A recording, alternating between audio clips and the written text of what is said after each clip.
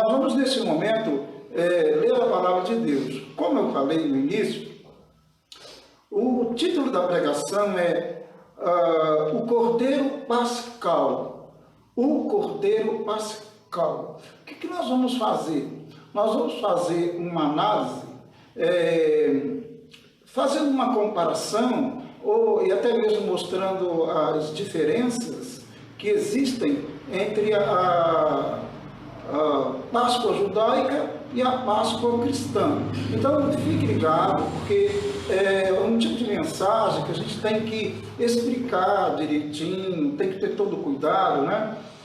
Para que nós consigamos entender. Então, você que está aí em casa, está aí com a sua Bíblia à mão, vamos aí ler, então, abra a sua Bíblia e vamos ler comigo aqui alguns textos, tá? E nós vamos explicar, certo? Tentar fazer essa diferença, né, entre a Páscoa judaica e a Páscoa cristã, certinho? Vamos tentar fazer isso aí, certo? Bom, o primeiro texto que nós vamos ler é 1 Coríntios 5, 7. Depois nós vamos ler um outro texto que é em Mateus, capítulo 26, do 26 ao 30, tá? Depois.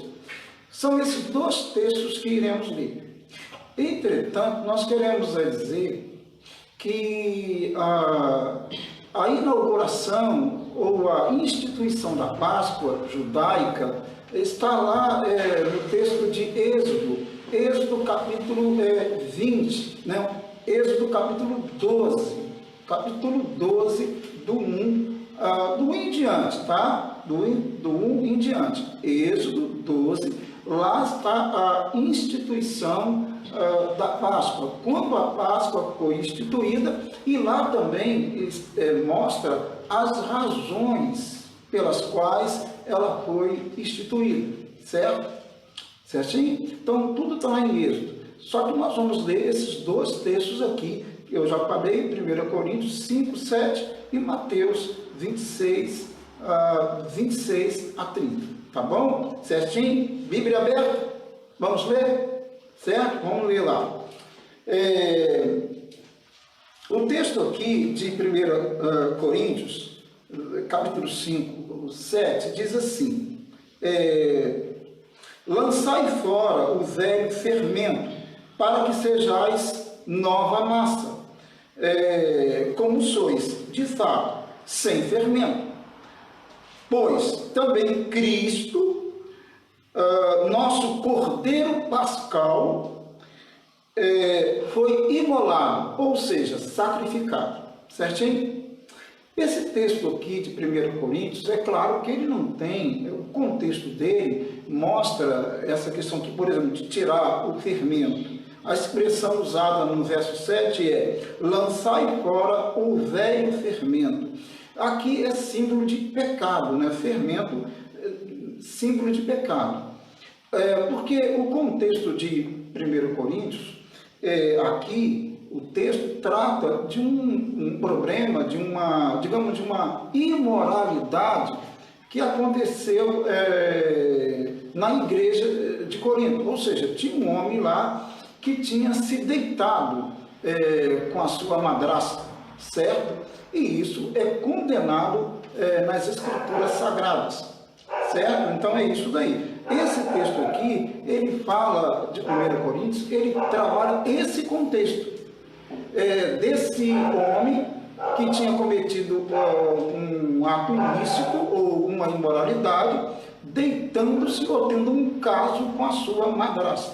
Paulo, então, trabalhando dentro desse texto, ele vai falar: lançai fora o velho fermento. Ou seja, era para lançar fora o rapaz, o homem que tinha cometido o pecado, e aí tem todo o contexto e tal. Mas a nossa intenção não é entrar nesta questão. A nossa intenção aqui é apenas mostrar que essa expressão aqui, Cristo, nosso Cordeiro Pascal, foi imolado, ou seja, sacrificado. Muito bem, esse é o primeiro texto, e agora o outro texto que também iremos ler em Mateus do 26 ao 30. E lá nesse texto agora fala da ceia do Senhor, ou seja, quando Jesus, no tempo da Páscoa, no contexto da Páscoa, tem a ceia com os seus discípulos, certo? Então, isso aqui é importante entendermos. O que nós queremos aqui colocar? Nós queremos colocar que a Páscoa, e nós vamos explicar isso, judaica, e mostrar que aqui na ceia do Senhor, Jesus ele vai fazer o que pode ser chamado de um realinhamento da Páscoa judaica. Ele vai reorganizar, atendendo agora a questão do novo pacto, da nova aliança, claro, né? Porque agora o cordeiro iria morrer, como o cordeiro morreu, o cordeiro pascal, que é Jesus Cristo. Então Jesus está fazendo um realinhamento, uma reorganização. Na verdade, a ceia, dessa ceia, ceia do Senhor, que Jesus participou com seus discípulos, complementa a Páscoa judaica. Uma coisa não anula a outra. Pelo contrário, completa. Tem gente que pensa que a gente não deve comemorar a Páscoa, né? E isso não procede, pelo menos não biblicamente. O cristão, é lógico, ele tem que saber comemorar a Páscoa baseada, lógico, a sua comemoração, a sua celebração no Novo Testamento, no novo pacto, na nova aliança, porque o Cordeiro, ele morreu, Cristo foi imolado, né, sacrificado e ressuscitou.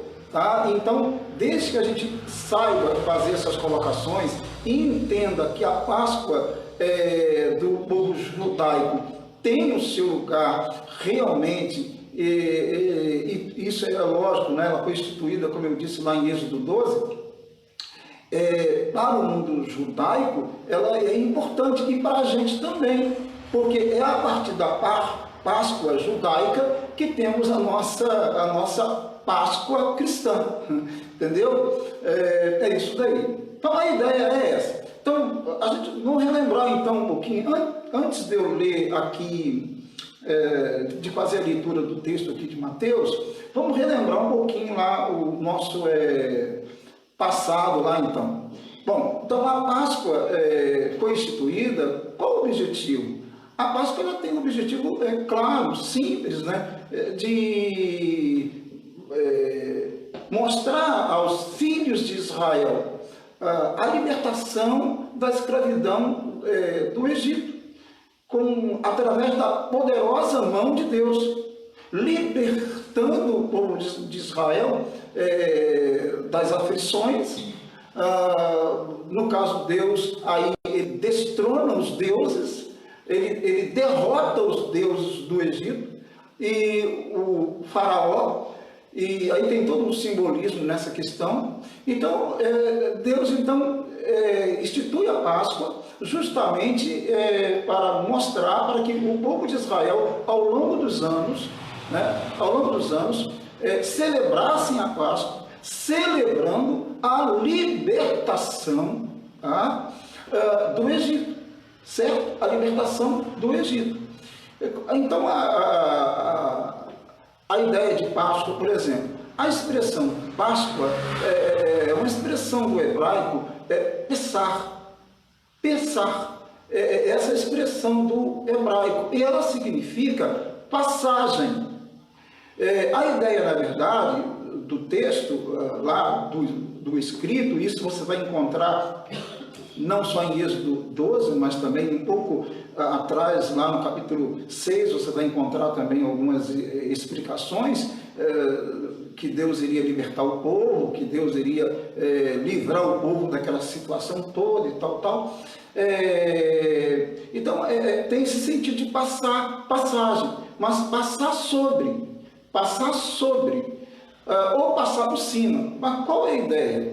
Bom, a ideia, na 10ª praga, os primogênitos, acho que todo mundo sabe, todo mundo conhece, os primogênitos lá no Egito, todos os primogênitos iriam morrer, tá? É a 10ª praga.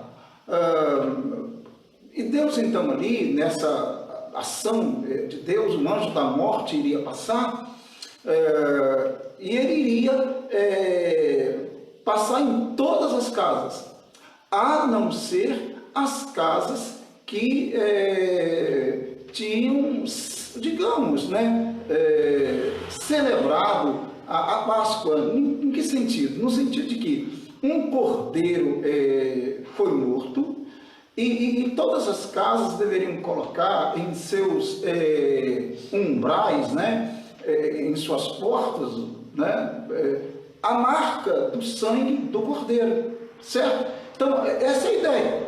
Tá? Então, aí quando toda casa que o anjo observasse que tinha lá o sangue do cordeiro, então o anjo passaria sobre a casa. Então, vamos lá, todas as casas dos israelitas, tá?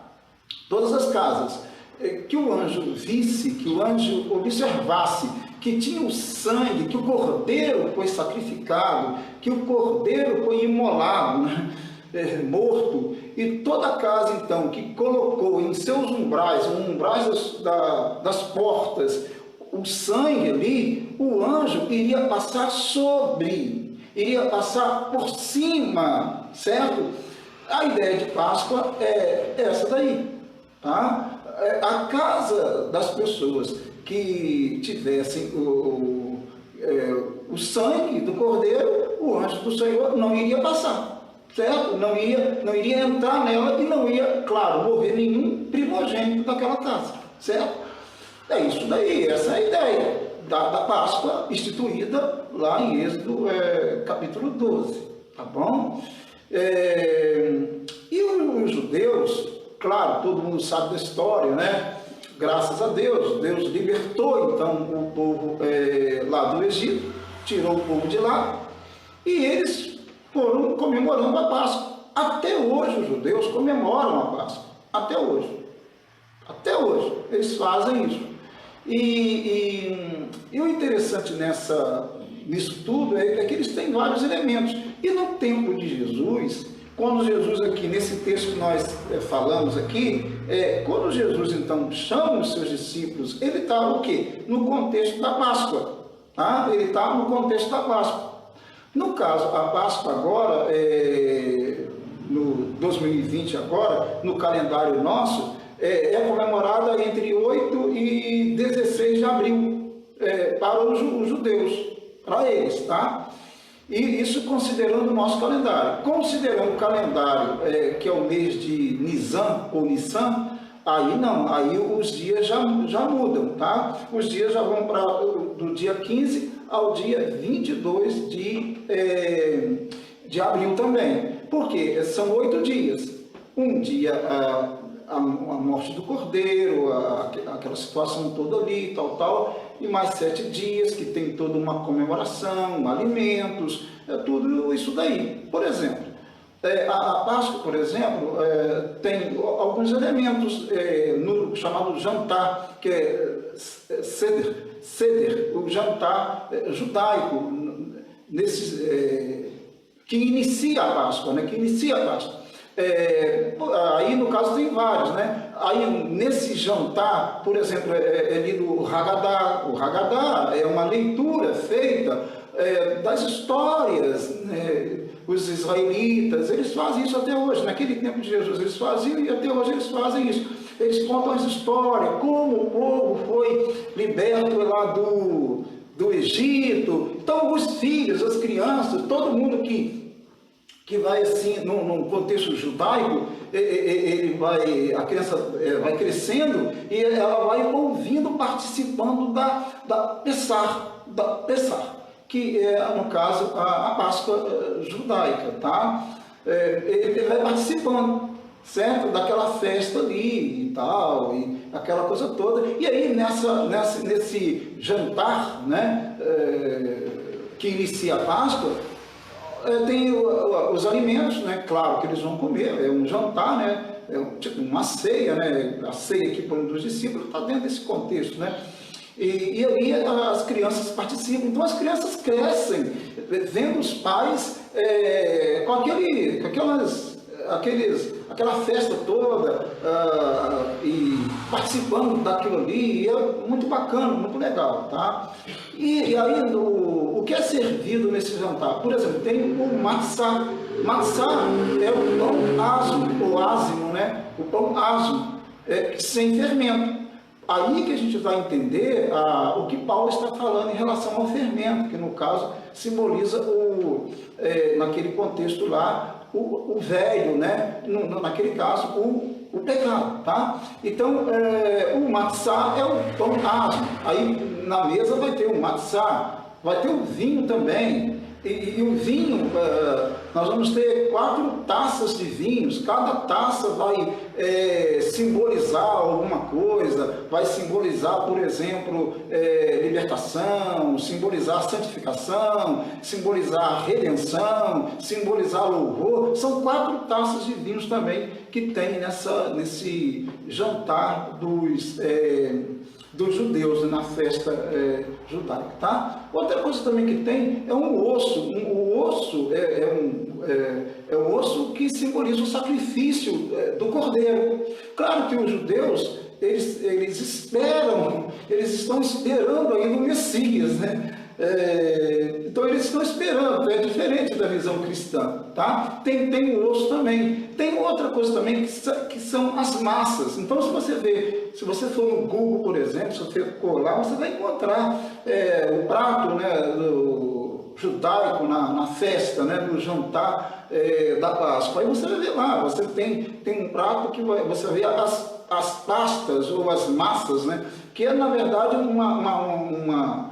realmente massa, né? É uma mistura por exemplo, maçã com uva, noz, aí traz aquela pasta, porque essa pasta simboliza o sofrimento que o povo de Israel passou lá no Egito, fazendo tijolos. Então os tijolos, essa massa com essas misturas, simboliza exatamente isso.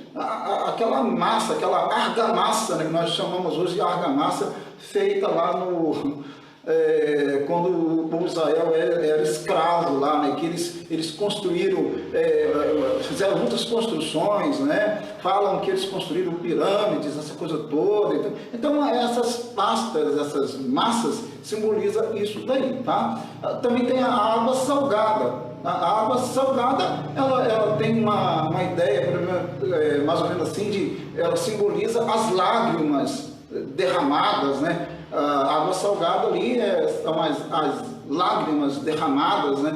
Durante a aflição lá dos judeus também, na escravidão, tá? Então é todo um simbolismo. E também tem o ovo cozido também. Tem o ovo já tem uma outra ideia, o ovo já tem aquela ideia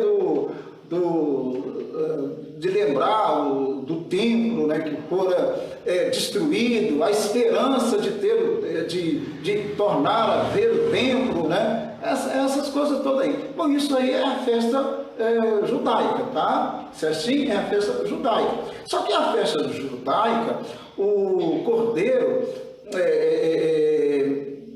ia morria nos cerimoniais, nos sacrifícios, todo mundo sabe disso, né? No Antigo Testamento, por exemplo, claro que na Páscoa tinha o sacrifício do cordeiro, certo? Então, para o judaísmo, essa é a ideia, tá? Claro, mais uma vez falando, a Páscoa, então, judaica, ela foi instituída para que o povo de Israel lembrasse, não esquecessem, né? Do que eles passaram lá no Egito, a escravidão, o sofrimento do Egito, tá?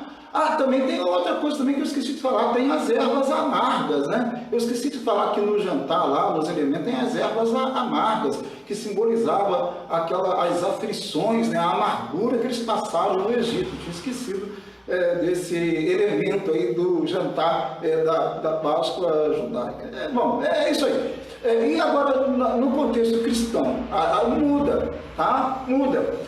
Por quê? Aí Jesus vem aqui para a ceia, aqui a gente vai para o texto agora da ceia. Você vê que Jesus aqui nesse texto, ele já vai realinhar, como eu falei, ele vai realinhar a questão da Páscoa. Ou seja, a ceia vai realinhar, vai reorganizar, vai complementar o que é chamado de Páscoa judaica, tá?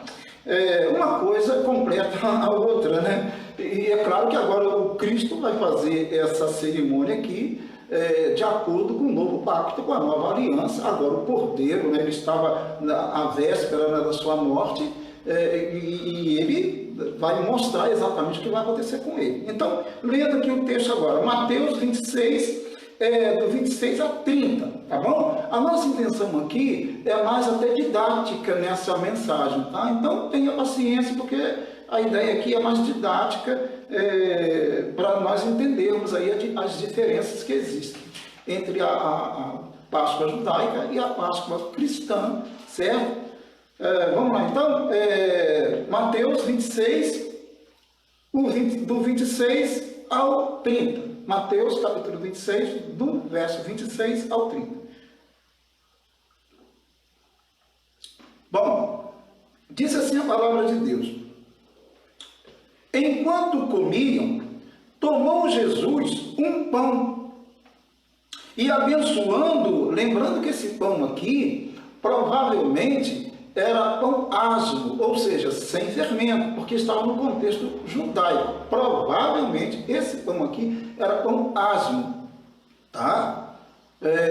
Porque estava no contexto judaico, eles estavam no contexto judaico da Páscoa, comemorando, celebrando a Páscoa, então é provável que seja, tá bom? Só lembrando. Enquanto comiam, tomou Jesus um pão e, abençoando, o partiu e o deu aos seus discípulos, dizendo: tomai, comei, isto é o meu corpo. Olha bem,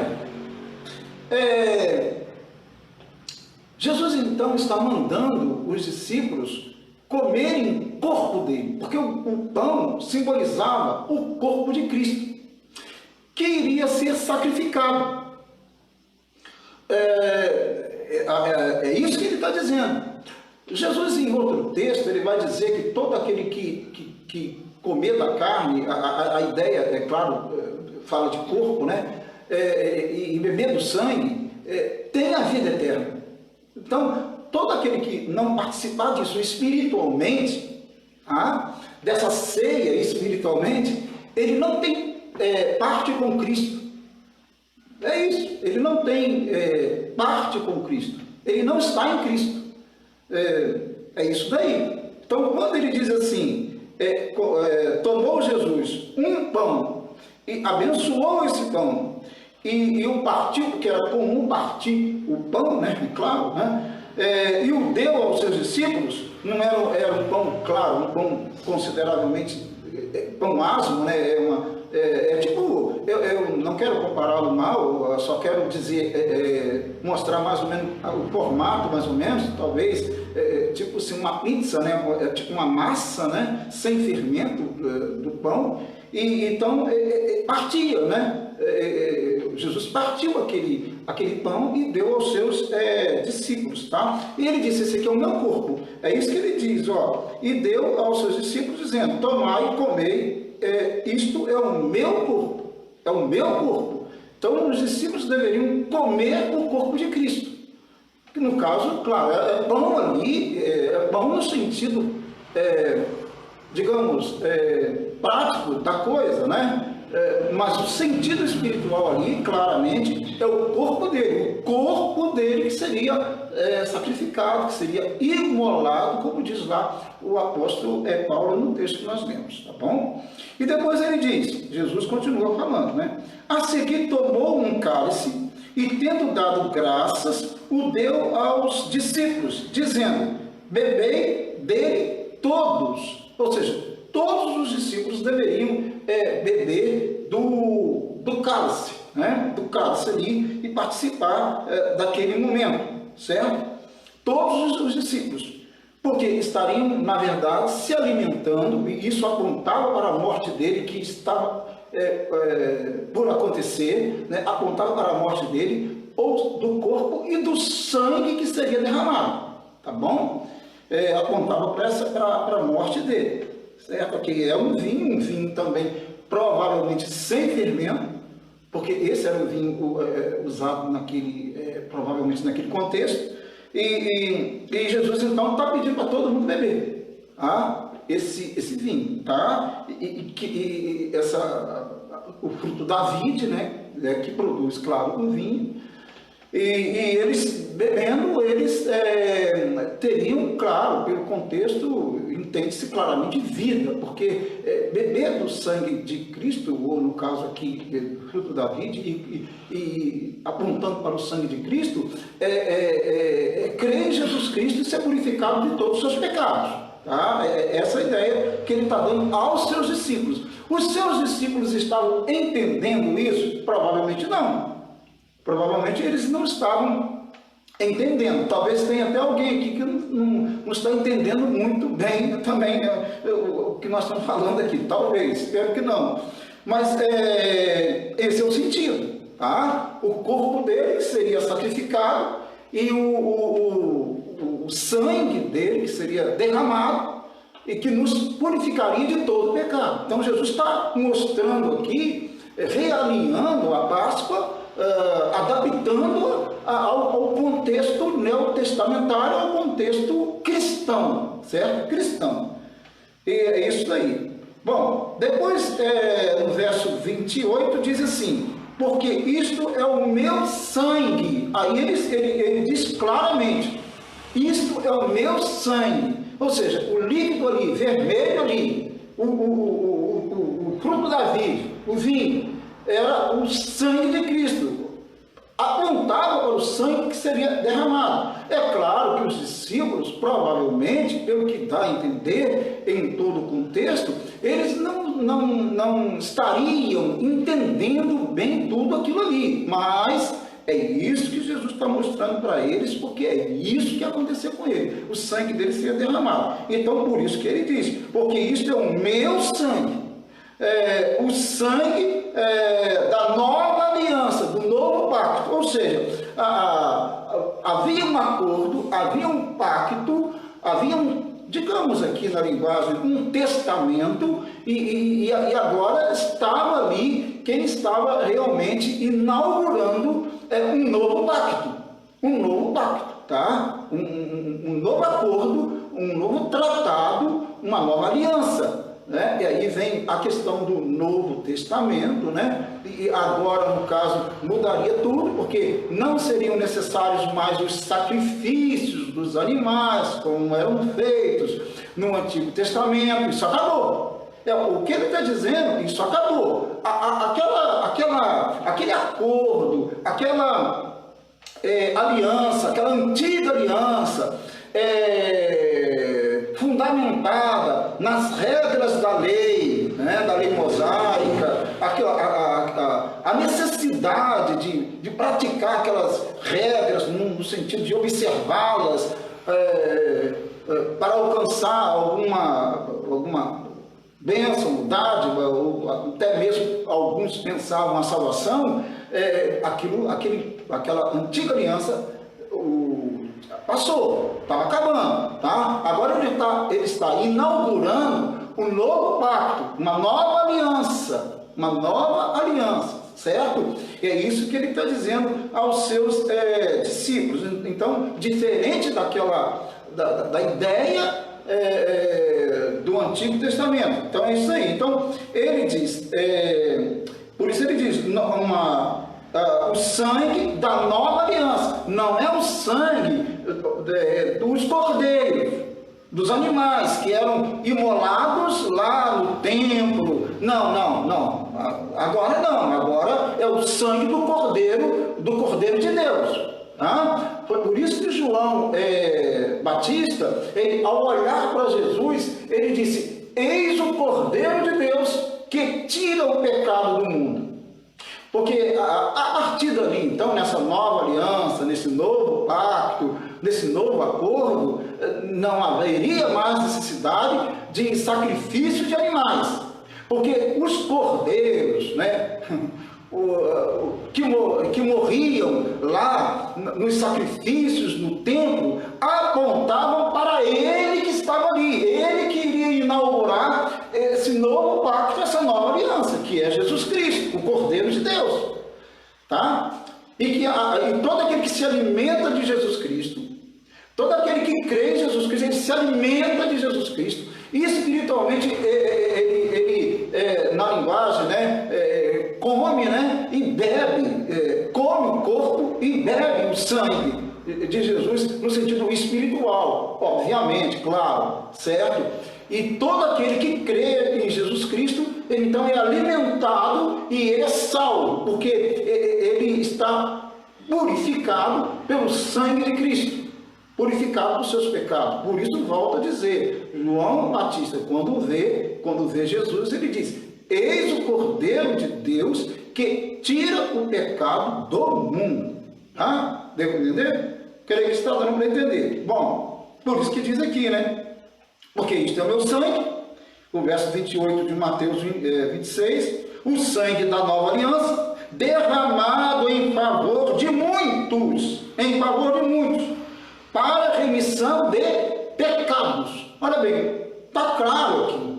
Jesus, então, nessa ceia, chamada ceia do Senhor, ele está realinhando a Páscoa, o que a Páscoa, na verdade, apontava. Está dizendo que aquele cordeiro que a Páscoa, que no dia da Páscoa, lá na festa da Páscoa, era imolado, ele estava ali, e agora ele era o Cordeiro de Deus, que daria sua vida, seu corpo, seu sangue, pela vida de todas as pessoas, né?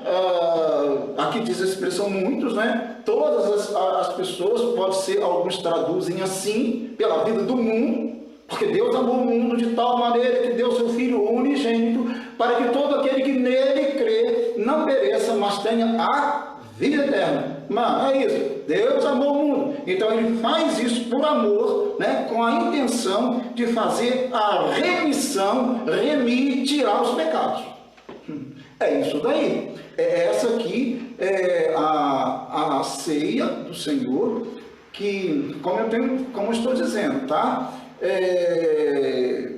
Isso aqui está de acordo com o Novo Testamento, e a Páscoa judaica, do jeito que ela é comemorada, celebrada, ela está voltada para o Antigo Testamento. E, então, esse formato aqui é o formato que Jesus inaugura, e não devemos, claro, desprezar. Claro que não, porque, na verdade, nós podemos comemorar a Páscoa, chamamos de Páscoa cristã, com esse novo formato que Jesus deu à Páscoa. Lembrando